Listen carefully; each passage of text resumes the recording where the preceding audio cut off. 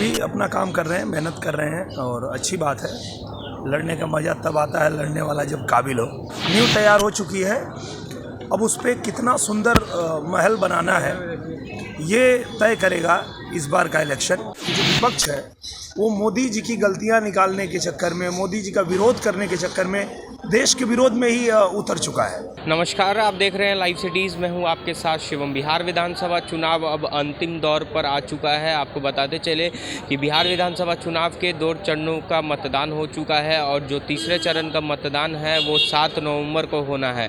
ऐसे में इस बार जो मुकाबला है वो सीमांचल क्षेत्रों का है, जहाँ पर महागठबंधन यह दावा कर रही है कि वहाँ पर ज़्यादा से ज़्यादा सीट हमारी आएगी। इसको लेकर जब हमने बीजेपी के नेता और भोजपुरी स्टार निरहुआ से बात की तो उनका साफ तौर पे कहना है कि विपक्ष मजबूत नहीं है और बिहार में पुनः एनडीए की सरकार बनने जा रही है। और उनका क्या कुछ कहना है, पहले आप वो सुने। बहुत ही मजबूत है, क्योंकि जिस तरह से एनडीए की सरकार पे लोगों को भरोसा जगा है और एनडीए की सरकार ने जिस तरह से काम किया है, तो हम लोग घूम रहे हैं, पूरे बिहार में ही घूम रहे हैं, तो देख रहे हैं कि लोगों का भरोसा है, विश्वास है और एक बार फिर से एनडीए की सरकार बन रही है। विपक्ष कितना मजबूत है? कांग्रेस कह रहे सीमांचल हमारा है, सीमांचल में हमारे सामने कोई नहीं है। वो लोग भी अपना काम कर रहे हैं, मेहनत कर रहे हैं और अच्छी बात है।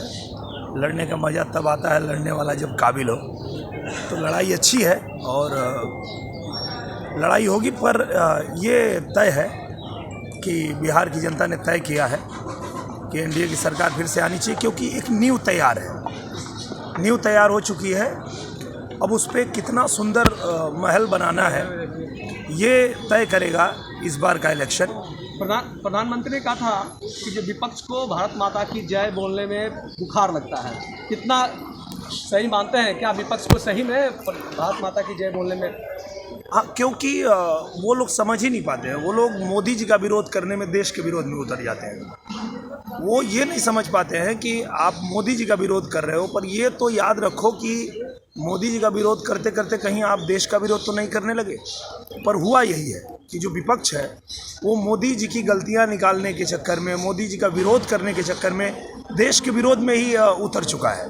तो उनको सोचना चाहिए, समझना चाहिए कि आप किसी पार्टी के विरोध में बात कर सकते हैं, पर देश के विरोध में किसी को नहीं होना चाहिए। तो आपने सुना, साफ तौर पे बीजेपी नेता और भोजपुरी स्टार निरहुआ का कहना है कि बिहार में पुनः एनडीए की सरकार बनने जा रही है। वही हमने उनसे सवाल किया कि कल जिस तरह से प्रधानमंत्री नरेंद्र मोदी ने कहा कि विपक्ष की पार्टियों को भारत माता की जय कहने पर भी शर्म आती है, इस पर उन्होंने साफ तौर पर कहा कि ये लोग के कारण आज देश पीछे जा रहा है। अब देखने वाली बात होगी कि जिस तरह से सत्ता पक्ष हो या विपक्ष यह दावा कर रही है कि बिहार में हमारी सरकार बनने जा रही है, यह तो अब 10 नवंबर को ही मालूम चल पाएगा कि बिहार में किसकी सरकार बनती है। तब तक के लिए आप बने रहें हमारे साथ। अगर आपने हमारे चैनल को सब्सक्राइब नहीं किया है तो जल्द से जल्द सब्सक्राइब कर ले। धन्यवाद। वो लोग भी अपना काम कर रहे हैं, मेहनत कर रहे हैं और अच्छी बात है।